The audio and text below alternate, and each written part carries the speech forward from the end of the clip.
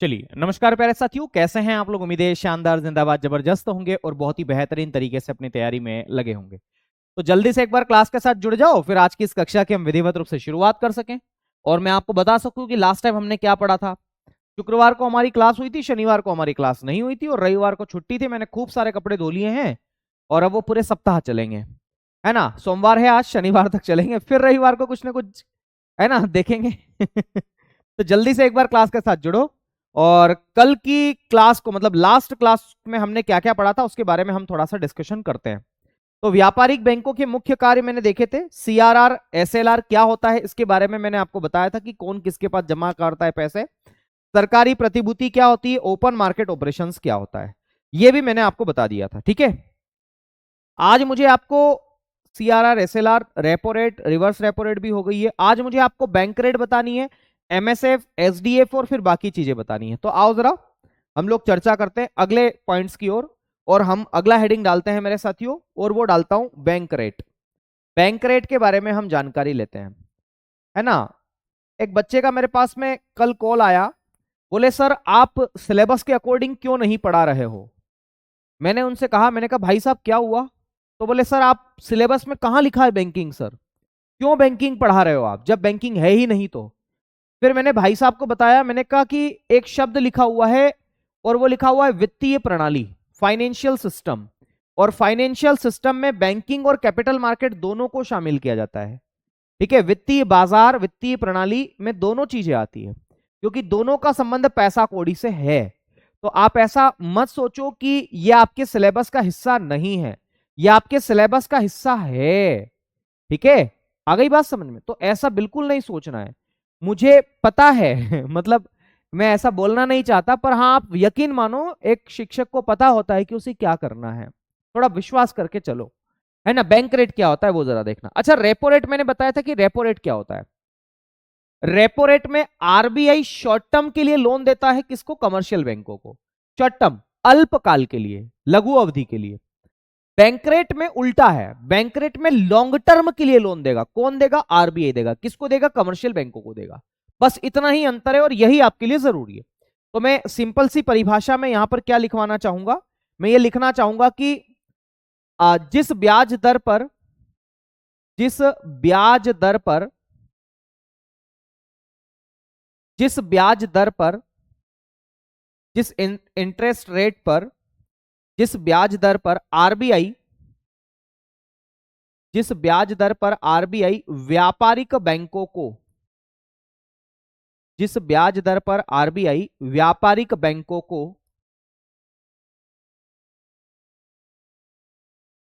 व्यापारिक बैंकों को दीर्घकाल, दीर्घकाल बोले तो लॉन्ग टर्म।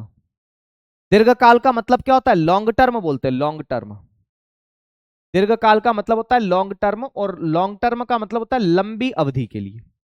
दीर्घकाल का मतलब लॉन्ग टर्म होता है और लंबी अवधि आप इसे बोलते हैं। तो जिस ब्याज दर पर आरबीआई व्यापारिक बैंकों को यानी कि कमर्शियल बैंकों को, व्यापारिक बैंकों को यानी कि कमर्शियल बैंकों को दीर्घकाल के लिए, दीर्घकाल के लिए ऋण उपलब्ध कराता है, ऋण उपलब्ध कराता है,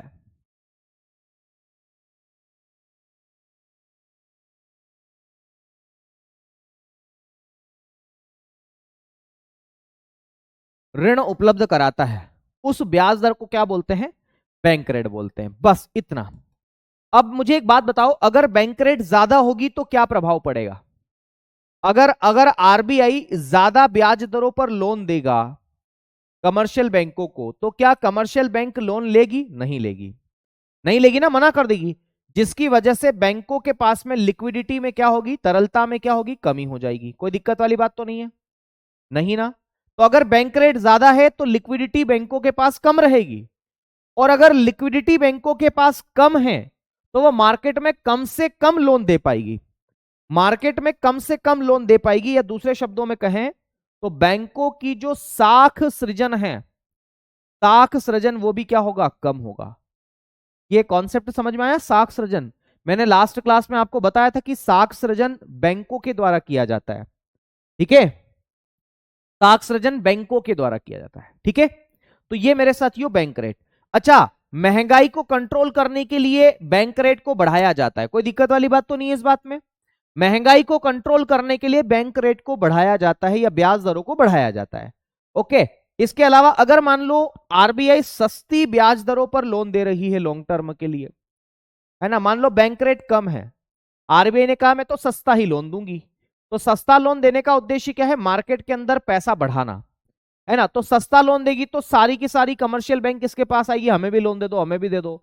तो इस वजह से बैंकों के पास, व्यापारिक बैंकों के पास लिक्विडिटी बढ़ जाती है, तरलता बढ़ जाती है, धन आपूर्ति बढ़ जाती है, मनी सप्लाई बढ़ जाएगी, जिसकी वजह से वो मार्केट में ज्यादा से ज्यादा मात्रा में लोन देकर के पैसा कमाएगी, जिसे बोलते हैं साख सृजन भी क्या हो जाएगा, बढ़ जाएगा। कोई दिक्कत वाली बात होनी ही नहीं चाहिए। आसान सा शब्द था, आसान सी परिभाषा है, आसान सी बात है। बताओ, बैंक रेट में लॉन्ग टर्म के लिए लोन दिया जाता है, कौन किसको देता है, आरबीआई देता है। किसको देता है, कमर्शियल बैंकों को देता है। ठीक है, कोई दिक्कत, एक बार प्लीज बता दे कि हाँ सर यहां तक कोई दिक्कत नहीं। ये बैंक रेट है, ये बैंक रेट है। तो बैंक रेट के बारे में मैंने अभी आपको यहां पर डिस्कशन करवा दिया। ठीक है, बताएंगे एक बार। ठीक है,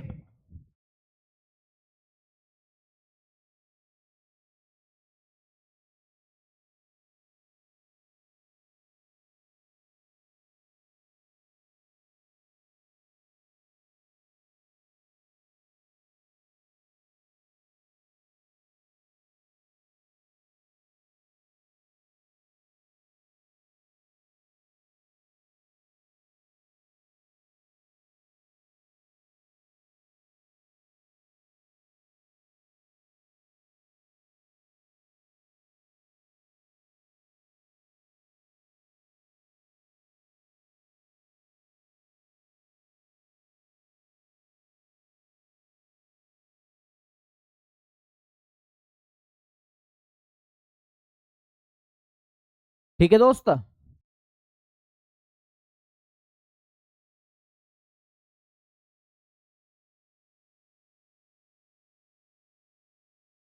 तरलता समझा दिए। तरलता का मतलब होता है पैसा, धन, है ना। क्या नाम है, किसने पूछा, ये डेली पूछते हैं एकाध एकाध। लक्ष्य, लक्ष्य, मेरे पास 100 रुपए, तुम्हारे पास 200 रुपए, किसके पास पैसा ज्यादा है, बताओ, है किसके पास पैसा ज्यादा है। मेरे पास 100 रुपए, तुम्हारे पास 200 रुपए, तुम्हारे पास पैसा ज्यादा है तो तुम्हारी तरलता ज्यादा है। ठीक है, और जब तुम्हारी पास में लिक्विडिटी ज्यादा है तो तुम डिमांड भी ज्यादा करोगे। ठीक है, चलो ये हो गया बैंक रेट। अगला है मेरे साथियों, एक बोलते हैं MSF rate, MSF, MSF rate, MSF, MSF rate, MSF rate. मेरे दोस्त डेली क्लास में आया करो, ठीक है, डेली क्लास में आओगे तो मजा आएगा, विश्वास करो। और नहीं आओगे तो फिर डेली पूछोगे सर इसका क्या मतलब है। एमएसएफ, एमएसएफ का मतलब होता है marginal standing facility, marginal standing facility rate, marginal standing facility rate.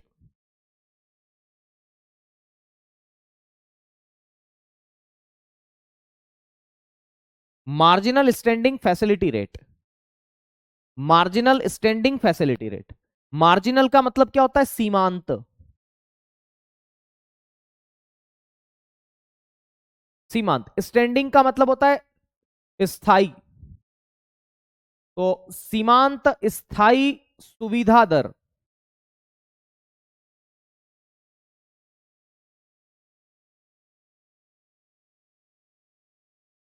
सीमांत स्थाई सुविधा दर आप इसे बोलते हैं, मार्जिनल स्टैंडिंग फैसिलिटी रेट।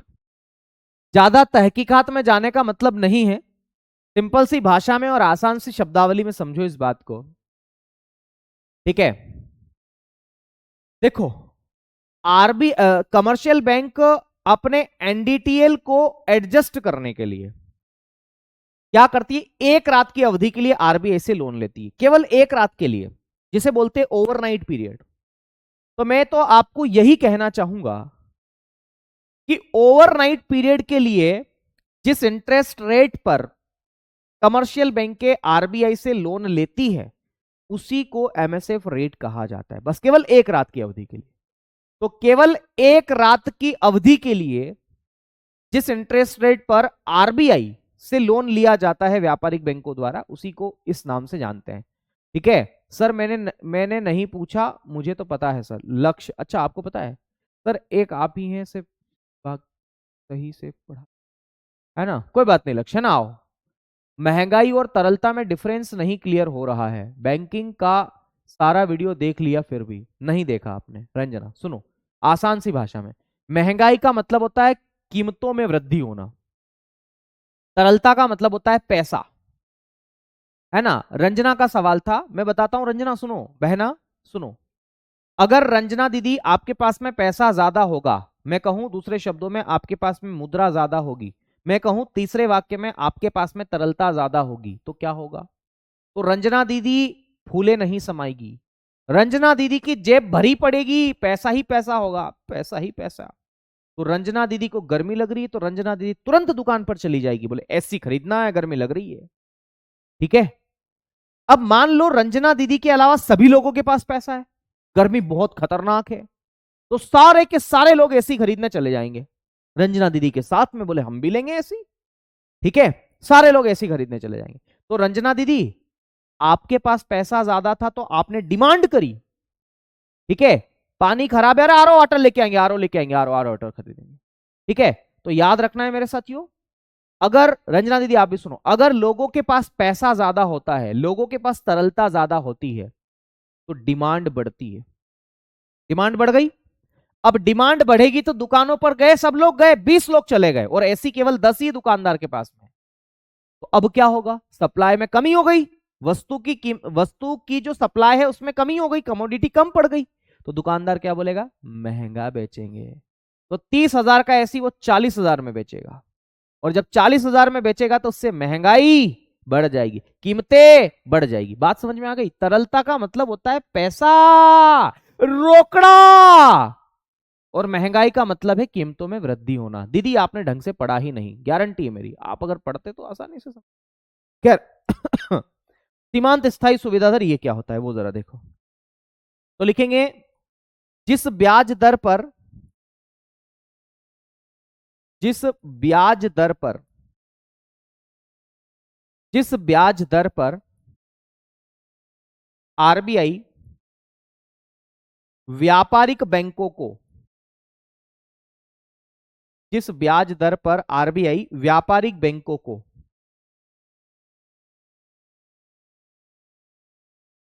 एक रात की अवधि, इसको हम अंग्रेजी में ओवरनाइट पीरियड बोलते हैं, एक रात की अवधि, ठीक है, तो एक रात की अवधि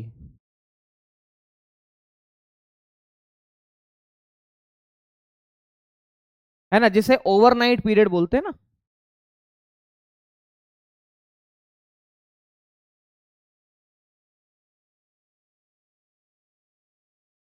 तो जिस ब्याज दर पर आरबीआई व्यापारिक बैंकों को एक रात की अवधि के लिए ऋण देती है,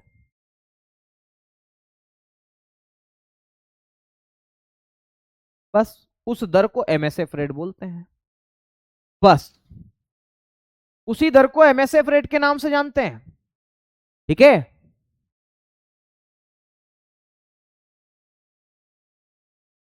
ओके, आगे बढ़े। चलो ये हो गया एमएसएफ रेट। एमएसएफ रेट में इतना याद रखना, एक रात की अवधि के लिए आरबीआई जिस रेट पर लोन देती है उसी को एमएसएफ रेट बोलते हैं। एमएसएफ के अलावा एक होती है SDF rate, standing deposit facility rate, SDF, SDF rate के नाम से आप इसे जानते हैं, एसडीएफ रेट, एसडीएफ रेट। और हम इसमें क्या लिखेंगे एसडीएफ रेट में? इसको इसका फुल फॉर्म लिखेंगे standing deposit facility rate, standing deposit facility rate, standing deposit facility rate.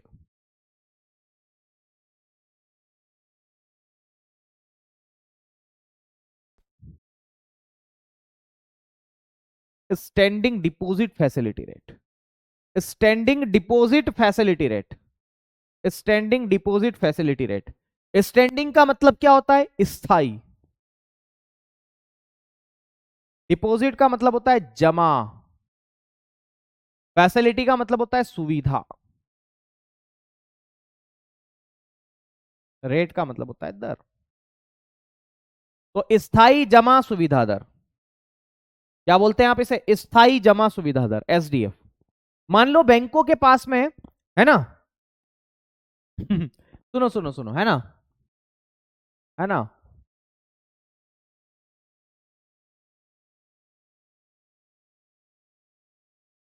सुनो।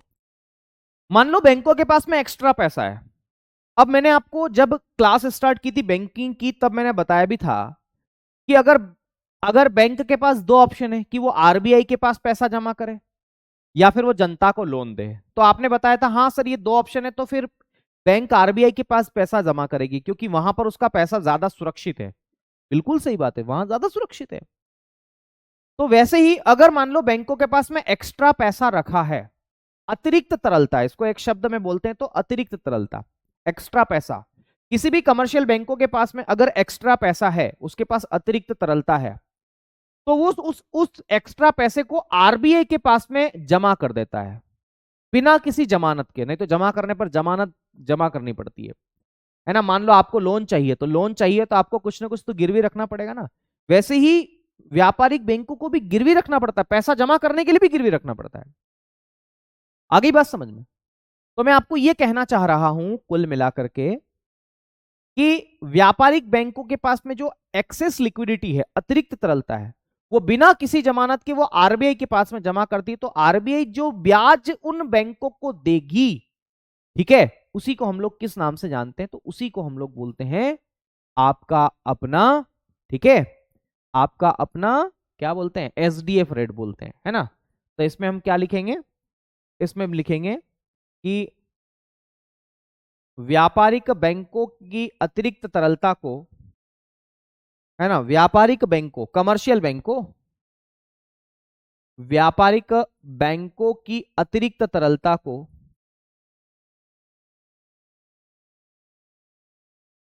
व्यापारिक बैंकों की अतिरिक्त तरलता, अतिरिक्त तरलता का मतलब होता है एक्सेस लिक्विडिटी, है ना, मतलब अधिक पैसे को, और ज्यादा पैसा है तो यूं बोलते हैं। तो व्यापारिक बैंकों की अतिरिक्त तरलता को बिना किसी जमानत के, वो बिना किसी जमानत के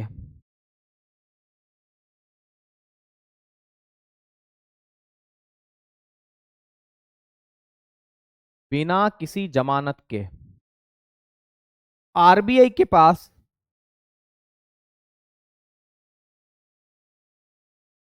जिस ब्याज दर पर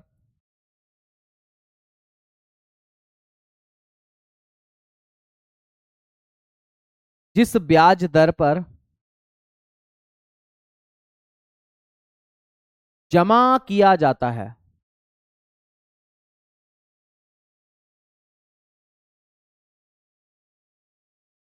जिस दर पर जमा किया जाता है, उसी को एसडीएफ रेट बोलते हैं। बस इसको एसडीएफ बोलते हैं।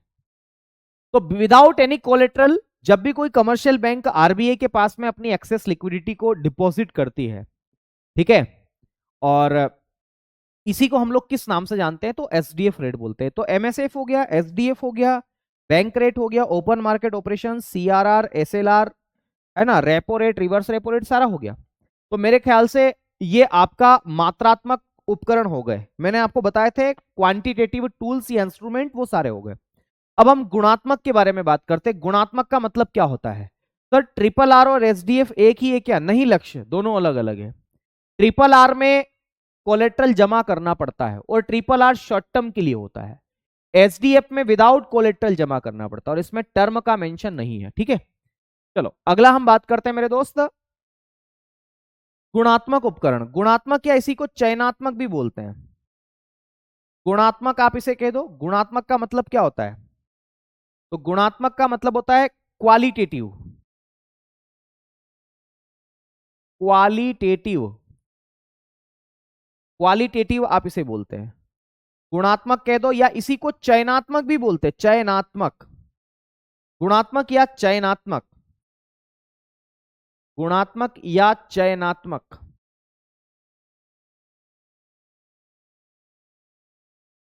और चयनात्मक को हम लोग किस नाम से जानते हैं?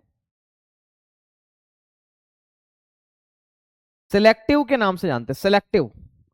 तो गुणात्मक या चयनात्मक उपकरण आप इसे कह देते हैं, गुणात्मक या चयनात्मक उपकरण के नाम से आप इसे जानते हैं। ओके, तो गुणात्मक या चयनात्मक उपकरण क्या बोलते हैं आप इसे? गुणात्मक या चयनात्मक उपकरण आप इसे कहते हैं। तो गुणात्मक या चयनात्मक उपकरण आप इसे कह देते हैं भाई साहब। कोई दिक्कत वाली बात तो नहीं है? किसको बोलते हैं तो याद रखना है ना? हाँ, एमएसएफ रेट और बैंक रेट सेम है? नहीं होता है सेम भाई, दोनों में अलग अलग होता है। बैंक रेट लॉन्ग टर्म के लिए होता है, एमएसएफ रेट एक रात के लिए होता है। क्या क्या कौन सा वो करके आए हो भाई नशा? दोनों अलग अलग होता है। किसने कहा एक होता है? ठीक है, जमानत कितना लगता, अरे यार वो सब बैंक जाने कितना जमानत रखना है, मुझे नहीं पता भाई वो। क्या कर रहे हो भाई आप लोग? अरे भाई बैंक के ऊपर डिपेंड करता है ना वो कितनी जमानत रखे, बैंक तो ज्यादा से ज्यादा बेनिफिट कमाएगा ना वो। ठीक है, चलो आप कॉन्सेप्ट क्लियर नहीं कर रहे हो भाई, इसका मतलब कुछ गड़बड़ है, दया कुछ गड़बड़ है। देखो गुणात्मक उपकरण में सबसे पहला है, हम लोग बात करते हैं साख राशनिंग की, क्रेडिट ऑफ राशनिंग बोलते हैं, साख राशनिंग। इसको हम लोग किस नाम से जानते हैं? Credit of rationing, credit of rationing, credit of rationing.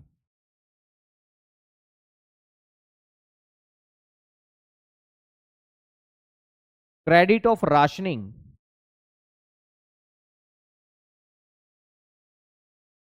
साख राशनिंग या क्रेडिट ऑफ राशनिंग के नाम से आप इसे जानते हैं। क्या बोलते हैं आप इसे? क्रेडिट ऑफ राशनिंग के नाम से आप इसे जानते हैं, साख राशनिंग या क्रेडिट ऑफ राशनिंग।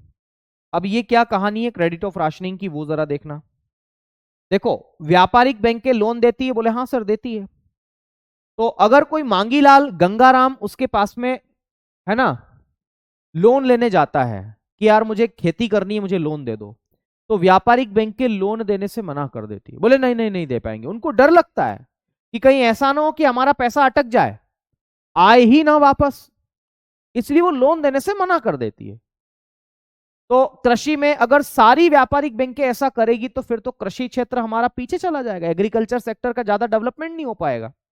तो आरबीआई ने यह कहा कि आप लोग जो लोन देते हो उसकी ना लिमिट सेट करते हैं हम, कि इतना लोन तो आपको इस क्षेत्र में देना ही पड़ेगा, नहीं दोगे तो पेनल्टी भरनी पड़ेगी। आ गई बात समझ में? तो इसी को हम लोग किस नाम से जानते हैं? तो याद रखना है, इसी को हम लोग बोलते हैं मेरे दोस्त साख राशनिंग। तो मैं इसमें लिख देता हूं कि आरबीआई द्वारा, आरबीआई द्वारा, आरबीआई द्वारा व्यापारिक बैंकों के, आरबीआई द्वारा व्यापारिक बैंकों की ऋण देने की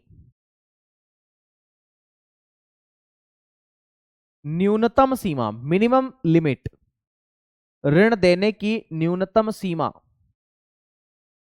है ना, आरबीआई द्वारा व्यापारिक बैंकों की ऋण देने की न्यूनतम सीमा का,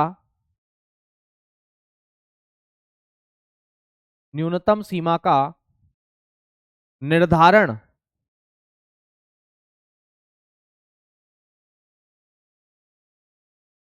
किया जाता है।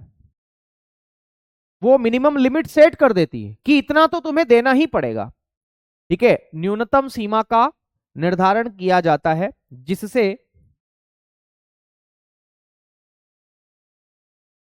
जिससे सभी क्षेत्रों का, जिससे सभी क्षेत्रों, जिससे सभी क्षेत्रों का विकास, जिससे सभी क्षेत्रों का विकास किया जा सके। ठीक है, तो आरबीआई ने लिमिट सेट कर दी। जैसे कोई भी कमर्शियल बैंक है वो लोन दे रही है, तो इस लोन की लिमिट को अलग अलग सेक्टर में इसने डिवाइड कर दी। जैसे इसने कहा कि कृषि में आपको कम से कम इतना लोन देना है ना, उद्योग में आपको इतना लोन देना है, इसके अलावा होम लोन कार लोन इतना दे दो आप लोग, ठीक है, मुद्रा लोन इतना दे दो आप लोग। मतलब इसने क्या किया, लिमिट सेट कर दी, है ना, तो कुछ परसेंटेज सेट कर दिया। इसी को साख राशनिंग बोलते हैं, क्रेडिट ऑफ राशनिंग बोलते हैं। ठीक है, क्या बोलते हैं इसी को, क्रेडिट ऑफ राशनिंग के नाम से आप इसे जानते हैं। ओके, ये है क्रेडिट ऑफ राशनिंग, कोई दिक्कत वाली बात तो नहीं है। तो क्रेडिट ऑफ राशनिंग में, राशनिंग का मतलब होता है छटनी करना, तो इसमें छटनी कर दी जाती है लोन की कि तुम्हें इतना इतना लोन इस क्षेत्र में देना है। मतलब मिनिमम अमाउंट को क्या किया जाता है, छटनी कर दी जाती है।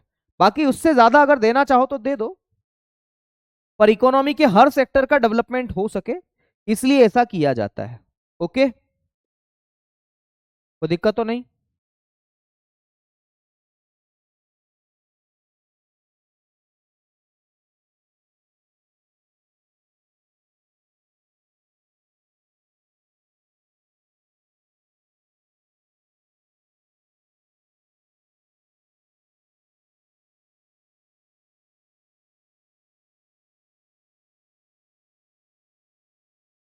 ओके भाई, चलिए ये हो गया साख राशनिंग। साख राशनिंग के अलावा हम लोग बात करते हैं नैतिक दबाव। दूसरा एक था नैतिक दबाव। तो नैतिक दबाव को हम लोग बोलते हैं मोरल सुएशन, है ना, नैतिक दबाव।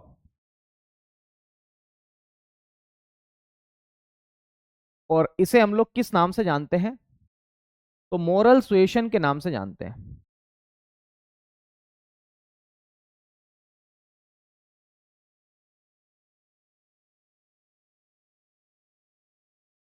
मोरल सुएशन, नैतिक दबाव।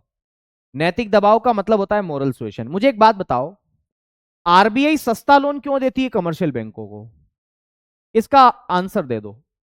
आरबीआई व्यापारिक बैंकों को सस्ता लोन क्यों देती है? इसीलिए देती है ना, ताकि मार्केट में कमर्शियल बैंक भी जनता को सस्ता लोन दे। यही तो कारण होता है देने का।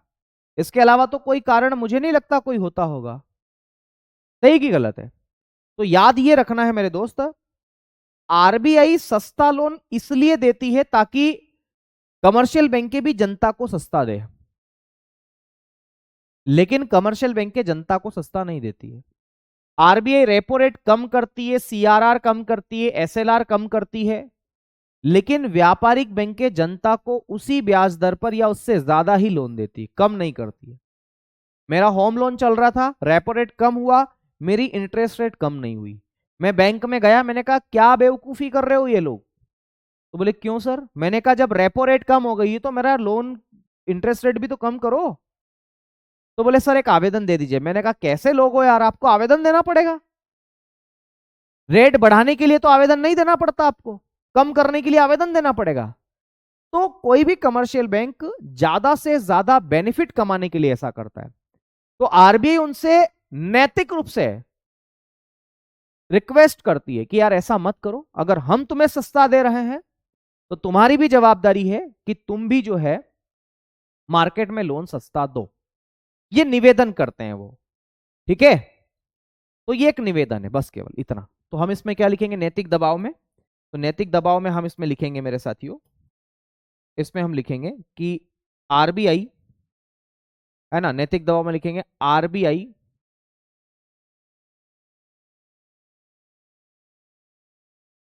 आरबीआई व्यापारिक बैंकों को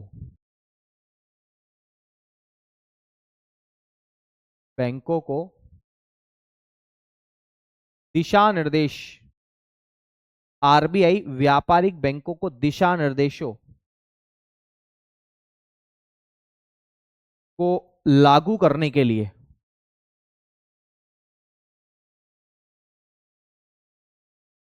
आरबीआई व्यापारिक बैंकों को दिशा निर्देशों को लागू करने के लिए लागू करने के लिए, है ना, नैतिक रूप से दबाव डालती है।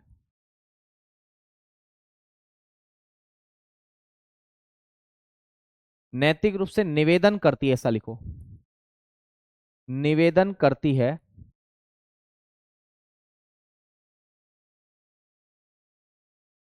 ताकि साख नियंत्रण, ताकि साख नियंत्रण, साख नियंत्रण को हम क्रेडिट कंट्रोल बोलते हैं। और आप सभी जानते हैं कि क्रेडिट कंट्रोल किसके द्वारा किया जाता है? आरबीआई करती है ना। क्रेडिट कंट्रोल में पैसों की मात्रा को कम ज्यादा करती है। तो ताकि साख नियंत्रण को बेहतर तरीके से लागू किया जा सके या बेहतर तरीके से अपनाया जा सके, ताकि साख नियंत्रण को बेहतर तरीके से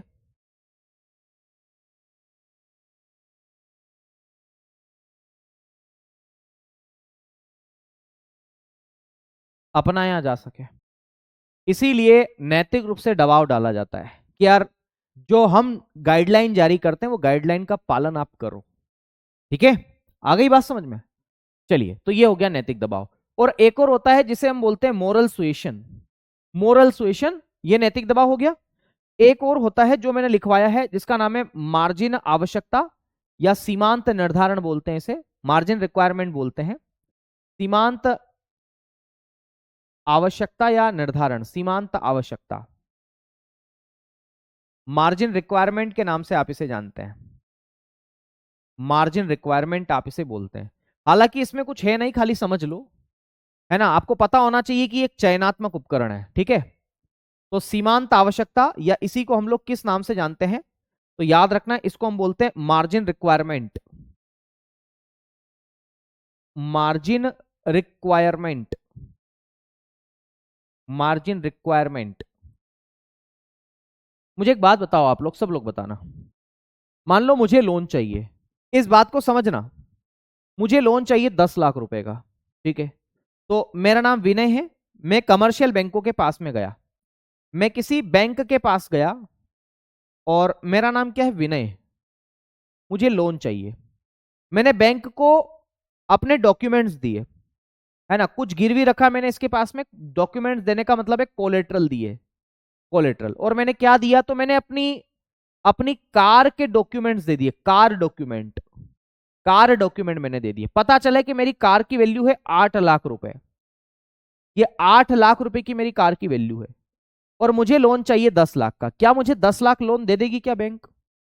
देगी क्या? नहीं देगी। कितना दे सकती है मुझे अधिकतम लोन? तो बैंक मुझे बोलेगी हम आपको अधिकतम 5 लाख रुपए का लोन दे देंगे, 5 लाख का। मैंने कहा यार मुझे तो 10 लाख चाहिए। बोले नहीं सर, 5 लाख हम दे पाएंगे। कितना मार्जिन इसने रखा? मेरी कार की, मेरी जो संपत्ति है इसकी वैल्यू कितनी, 8 लाख। 8 लाख मेरे कोलेट्रल की वैल्यू है कि अगर मैंने लोन नहीं चुकाया तो मेरी संपत्ति को नीलाम कर देगी। ठीक है, और मुझे लोन कितना दिया, 5 लाख का। बताओ इसने कितना मार्जिन रखा इसके बीच में?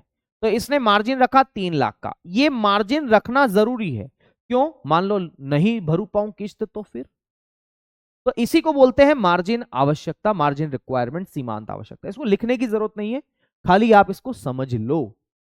ठीक है, आप इसको समझ लो। ठीक है, तो यह है सीमांत आवश्यकता, बस इतना ही। ठीक है, कि व्यक्ति को उतना लोन नहीं मिल पाता जितना उसको चाहिए, क्योंकि जो उसने जमानत के तौर पर रखा गया है उसकी कीमत और लोन लिमिट के बीच का जो डिफरेंस है उसी को मार्जिन आवश्यकता बोलते। नहीं है जरूरत इसकी, खाली याद रखना है कि ये कहानी है और आप जानते हैं कि ऐसा ही होता है। ठीक है, शोएब इदरसी कह रहे हैं सर मैंने एसएससी फाउंडेशन बैच से पढ़ा है, क्या उनसे हो जाएगा क्या? एसएससी फाउंडेशन बैच में मैंने बैंकिंग तो पढ़ाया है लेकिन सतत विकास लक्ष्य नहीं पढ़ाए हैं, तो वो कैसे हो जाएगा? जो आपके सिलेबस में वो तो आपको पढ़ना पड़ेगा ना। ठीक है, चलिए, ओके, बढ़े आगे।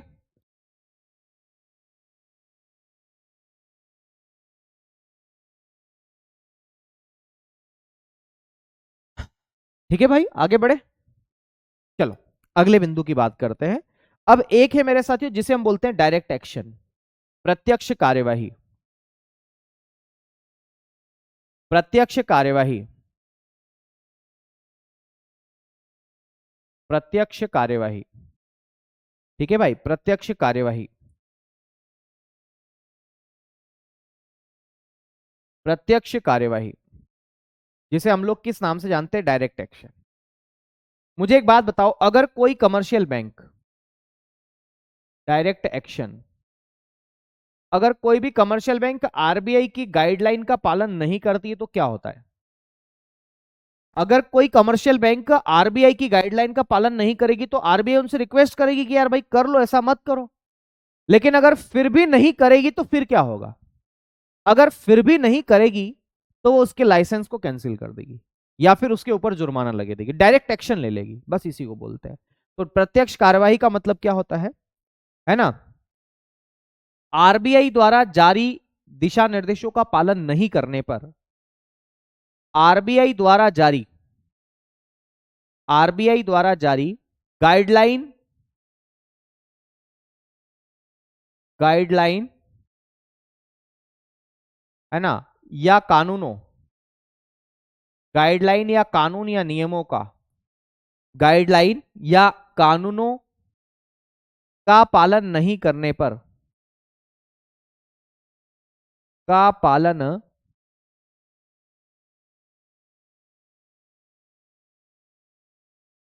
नहीं करने पर, आरबीआई द्वारा जारी गाइडलाइन या नियमों का पालन नहीं करने पर, है ना, नहीं करने पर व्यापारिक बैंकों पर,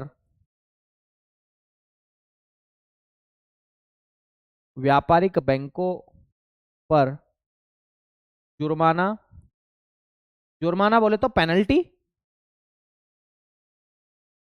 जुर्माना, पेनल्टी या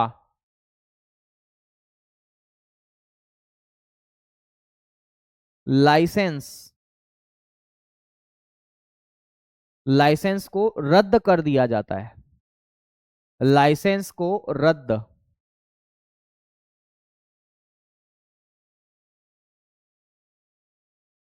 कर दिया जाता है या लाइसेंस को रद्द कर दिया जाता है। ठीक है, इसी को हम डायरेक्ट एक्शंस के नाम से जानते हैं। ये डायरेक्ट एक्शन है। अब अगर नहीं ही मान रही है तो फिर क्या होगा? ठीक है, ओके, तो ये डायरेक्ट एक्शन है। तो अगर कोई भी कमर्शियल बैंक आरबीआई की गाइडलाइन का पालन नहीं कर रही है तो फिर आरबीआई क्या करता है? उसके ऊपर जुर्माना लगा देता है, पेनल्टी लगा देता है या फिर उसके लाइसेंस को ही कैंसिल कर देता है। इसी को हम डायरेक्ट एक्शन बोलते हैं, है ना? नो नोटिस डायरेक्ट एक्शन, बिल्कुल। ठीक है, ओके, आ गई बात समझ में? चलिए, ये भी आपका कहानी खत्म हो गई। तो मेरे ख्याल से ये गुणात्मक उपकरण भी आपके हो गए हैं, काफी कुछ बातें हो गई है। अब हम एक नया चैप्टर शुरू करने जा रहे हैं मेरे साथियों, और वो नया चैप्टर कौन सा है? तो हम हेडिंग डाल लेते हैं, बैंकों का राष्ट्रीयकरण। राष्ट्रीयकरण पढ़ ले या विकासात्मक बैंक के पढ़ ले? चलो, डेवलपमेंटल बैंक्स, विकासात्मक बैंक। तो हेडिंग डालेंगे विकासात्मक बैंक।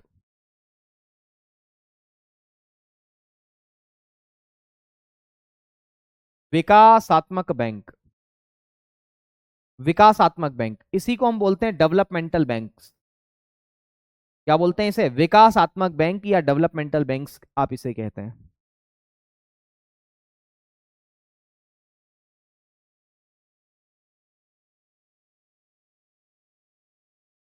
डेवलपमेंटल बैंक्स, विकासात्मक बैंक के नाम से आप इसे जानते हैं। किसके नाम से जानते हैं? तो विकासात्मक बैंक के नाम से आप इसे जानते हैं। देखो, डेवलपमेंटल बैंक्स क्या करती है? तो ये इकोनॉमी के हर सेक्टर का डेवलपमेंट करती है। ठीक है, तो कृष्णा भाई M1 M2 M3 पूछ रहे हैं, इसका जवाब मुद्रा में आएगा। ये मुद्रा के, है ना, M1 M2 मुद्रा के मापक हैं, है ना, मनी का मेजरमेंट इसमें किया जाता है। विकासात्मक बैंक क्या होती है? तो अर्थव्यवस्था के क्षेत्रों का विकास करने के लिए, अर्थव्यवस्था, इकोनॉमी बोलते हैं अर्थव्यवस्था को, तो अर्थव्यवस्था के अलग अलग क्षेत्रों का विकास करने के लिए या अर्थव्यवस्था के विभिन्न क्षेत्रों का विकास करने के लिए, अर्थव्यवस्था के विभिन्न क्षेत्रों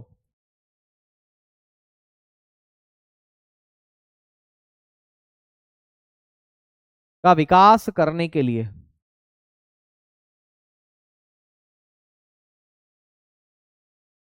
अर्थव्यवस्था के विभिन्न क्षेत्रों का विकास करने के लिए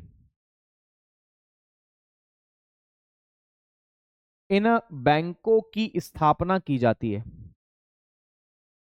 इन बैंकों की स्थापना की जाती है।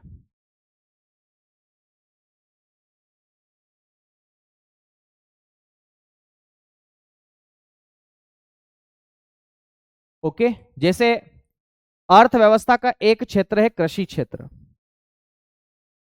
आपको पता ही है कि कृषि एवं ग्रामीण विकास, एग्रीकल्चर एंड रूरल डेवलपमेंट बोलते हैं आप इसे। तो कृषि एवं ग्रामीण विकास, इसको बढ़ावा देने के लिए किस बैंक की स्थापना की गई, बता सकते हो आप लोग? कि कृषि और ग्रामीण विकास को बढ़ावा देने के लिए किस बैंक की स्थापना की गई? तो मेरे दोस्त याद रखना, इसके लिए नाबार्ड की स्थापना की गई। नाबार्ड, अभी हम चर्चा करेंगे नाबार्ड के बारे में। फिलहाल इतना याद तो रखो कि कृषि एवं, है ना, ठीक है, कृषि एवं ग्रामीण क्षेत्रों का विकास करने के लिए नाबार्ड की स्थापना की गई। नाबार्ड, ये तो कृषि और ग्रामीण क्षेत्रों का विकास। वैसे ही अगर अगर आवास, आवास क्षेत्रों को बढ़ावा देने के लिए क्या है, तो आवास सुविधा, आवास सुविधा, आवास सुविधा को बढ़ावा देने के लिए, आवास सुविधा, रेसिडेंशियल सर्विसेज प्रदान करने के लिए हमारे देश के अंदर एक बैंक है जिसका नाम है एनएचबी, नेशनल हाउसिंग बैंक बोलते हैं इसे, एनएचबी, नेशनल हाउसिंग बैंक। अभी मैं बताऊंगा इनके बारे में, ठीक है। इसके अलावा व्यापार, विदेशी व्यापार को बढ़ावा देने के लिए Exim bank, Exim, export and import bank बोलते हैं आप इसे, ठीक है। तो लिखेंगे विदेशी व्यापार, विदेशी व्यापार, विदेशी व्यापार को बढ़ावा देने के लिए क्या, कौन सी बैंक स्थापित की गई हमारे देश के अंदर? तो विदेशी व्यापार को बढ़ावा देने के लिए जो बैंक स्थापित की गई है उसका नाम है Exim bank, Exim, export and import bank आप इसे बोल सकते हैं, है ना, एक्जिम बैंक। कोई दिक्कत तो नहीं है ना, है ना। वैसे ही उद्योग क्षेत्र का विकास करने के लिए कौन सी बैंक है, इंडस्ट्रियल सेक्टर का, तो दो बैंक है। स्मॉल इंडस्ट्री की बात करें तो सिडबी, और इंडस्ट्री का डेवलपमेंट करें तो आपका IDBI, industrial development bank of India. Okay, तो चौथा क्या लिखेंगे? चौथा लिखेंगे मेरे साथियों उद्योग का विकास करने के लिए, उद्योग क्षेत्र, इंडस्ट्रियल सेक्टर, इसको आगे बढ़ाने के लिए कौन सी बैंक स्थापित की गई है? तो इंडस्ट्रियल सेक्टर को आगे बढ़ाने के लिए मेरे साथियों दो बैंकें हमारे पास में, एक का नाम है आईडीबीआई, अभी आईडीबीआई के बारे में भी चर्चा करेंगे, और एक है सिडबी, सिडबी, सिडबी, ठीक है। तो इनकी स्थापना की गई। तो मैंने क्या बताया, विकासात्मक बैंकें क्या करती है, डेवलपमेंटल बैंक्स, ये इकोनॉमी के अलग अलग सेक्टर का डेवलपमेंट करती है, ठीक है। इकोनॉमी के अलग अलग सेक्टर का डेवलपमेंट करके उसको आगे बढ़ाने का प्रयास करती है। इन्हीं को हम विकासात्मक बैंक के नाम से जानते हैं। ओके भाई, तो आओ सबसे पहले हम नाबार्ड की बात करते हैं और नाबार्ड के बारे में चर्चा करते हैं कि नाबार्ड क्या है और उसके बारे में क्या क्या कथानी है। तो हेडिंग डालते हैं नाबार्ड, और यकीन मानना आपकी परीक्षा के लिए बहुत ज्यादा जरूरी है। लेखपाल के एग्जाम में यहां से सवाल नहीं आया तो फिर क्या आया, ठीक है। मैं ऐसा क्यों बोल रहा हूं दावे के साथ क्योंकि आपका इसके साथ में पाला पड़ेगा। देखो नाबार्ड का फुल फॉर्म क्या है, नाबार्ड का फुल फॉर्म क्या है, सबसे पहले तो इसका पूर्ण रूप ध्यान रखना, एग्जाम में आएगा। एनए का मतलब होता है नेशनल, एनए को संयुक्त रूप से पढ़ो, नेशनल, देखो मेरी तरफ देखना, national, national, national bank for agriculture, for लगाना अपनी इच्छा से, national bank for agriculture and rural development, national bank for agriculture and rural development, ये राष्ट्रीय स्तर का बैंक है, किसके लिए, कृषि के लिए, और किसके लिए, ग्रामीण विकास के लिए। बात खत्म, पैसे हजम, ठीक है। देखो क्या लिखेंगे, तो हम इसमें लिखेंगे, है ना, क्या लिखूंगा इसका पूर्ण रूप, तो लिखूंगा national bank for agriculture, national bank, national bank for agriculture, national bank for agriculture,